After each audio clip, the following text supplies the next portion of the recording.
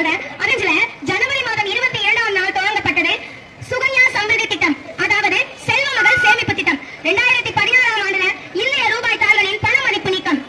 அடல் ஓய்வூதிய திட்டம், இந்திய அரசியல் அமைப்பின் 106வது திட்டம், இந்திய தேசிய திறன் மேம்பாட்டு திட்டம், உதாய் திட்டம், கடல் மாலை திட்டம், கல்வி